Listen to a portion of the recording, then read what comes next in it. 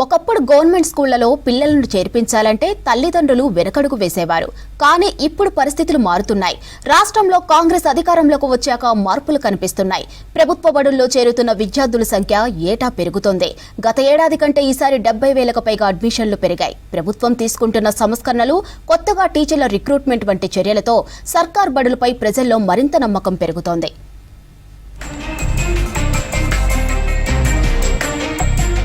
రాష్ట్రంలో సర్కారు బడులకు రోజురోజుకు ఆదరణ పెరుగుతోంది. ఈ విద్యా సంవత్సరం కొత్తగా 3.68 లక్షల మంది ప్రభుత్వ స్కూళ్లలో చేరారు.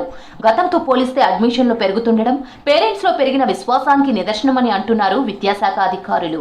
రాష్ట్రంలో 2025-26 కొత్త విద్యా సంవత్సరం జూన్ 12న మొదలైంది.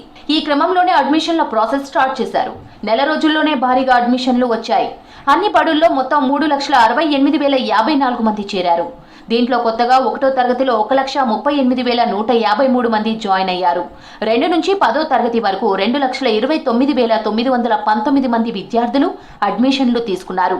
వీరిలో ప్రైవేట్ బడుల నుంచి 79,048 మంది ఉండగా, ఇతర సర్కార్ స్కూళ్ల నుంచి మళ్లీ ప్రభుత్వ బడుల్లో చేరిన వాళ్లు 1,50,819 మంది విద్యార్థులు ఉన్నారు.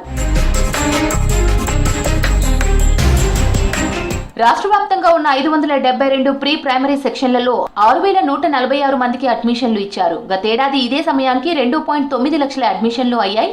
ఈ లెక్కన సుమారు 70,000 ఎక్కువ అడ్మిషన్లు పెరిగాయి. గతేడాది జూలై నాటికి 1వ తరగతిలో 1.12 లక్షల మంది చేరగా, ప్రైవేట్ నుంచి సర్కారులో చేరింది 45,000 మందే. ఏడాదిన్నరగా కాంగ్రెస్ ప్రభుత్వం తీసుకొచ్చిన సంస్కరణలు, చర్యలతో భారీగా అడ్మిషన్లు అయినట్లు అధికారులు చెబుతున్నారు. ఈ మధ్యనే 10,000 మంది కొత్త టీచర్లను నియమించగా, సర్కార్ బడుల్లో అమ్మ ఆదర్శ పాఠశాల కమిటీల ఆధ్వర్యంలో వసతులు కల్పించారు. ఇవన్నీ సర్కార్ బడుల్లో అడ్మిషన్లు పెరగడానికి యూజ్ అయ్యాయి. ఆగస్టు నెలాఖరు వరకు అడ్మిషన్ల ప్రక్రియ ఉంటుందని, దీంతో అడ్మిషన్లు ఇంకా పెరిగే అవకాశం ఉందని స్కూల్ ఎడ్యుకేషన్ ఉన్నతాధికారులు చెబుతున్నారు.